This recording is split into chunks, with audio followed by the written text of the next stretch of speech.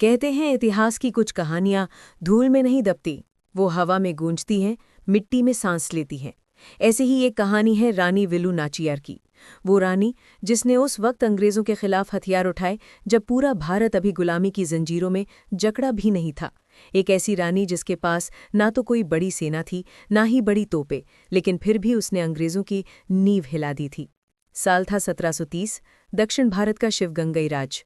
कहते हैं जब उसका जन्म हुआ तो महल में देवी के शंख अपने आप बज उठे। ज्योतिषियों ने कहा, ये कन्या सामान्य नहीं, देवी दुर्गा का अंश है।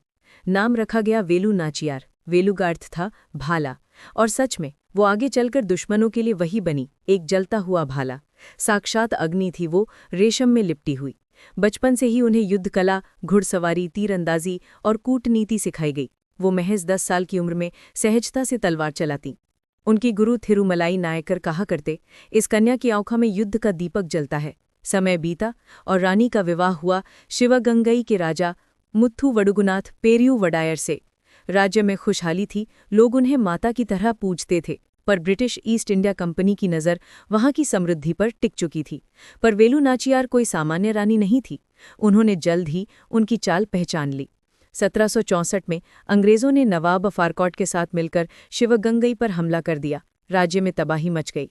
राजा मुथुवडुगुनाथ वीरगति को प्राप्त हुए, महल जला दिए गए और रानी को अपनी छोटी पुत्री के साथ रात के अंधेरे में जंगलों की ओर भागना पड़ा। पर देवी कभी भागती नहीं, वो बस युद्ध भूमि बदलती हैं।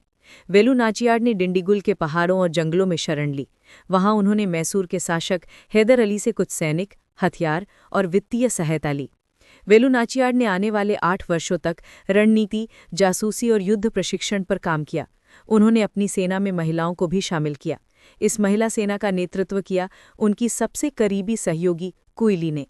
रानी ने अंग्रेजों के हर किले, हर चौकी की जानकारी इकट्ठी की। उन्होंने स्थानीय लोगों को संगठित किया, धार्मिक मेलों में अपने संदेश गुप्त रूप से फैलाए। उनकी योजना थी, पहले अंग्रेजों के हथियार छीनो, फिर उनका मनोबल तोड़ो। और वो मौका तब आया जब उन्होंने सुना अंग्रेजों ने शिवगंगई के पास एक विशाल बारूद का गोदाम बनाया है। रानी ने कुइली से कहा, वो गोदाम जलना चाहिए, चाहे जो हो जाए। और कुइली कुछ सोचकर मुस्कुरा दी।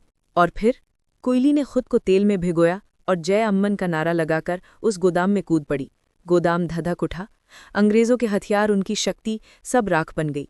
अपने इस बलिदान के कारण कुइली भारत की पहली सुसाइड वॉरियर कहलाई और साथ ही वेलु नाचियार को विजय का मार्ग दे गई। अगले ही दिन रानी ने अपने सैनिकों और हैदर अली के योद्धाओं के साथ शिवगंगई पर धावा बोला। आसमान में धूल, धरती पर ज्वाला।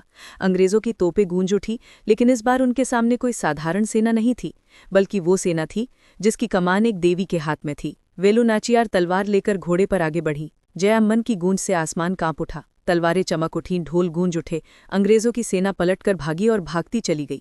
शिवगंगा का राज्य एक बार फिर अपनी रानी के चरणों में झुक गया। रानी ने शासन संभाला, लोगों के दिलों में फिर से आत्मविश्वास जगाया।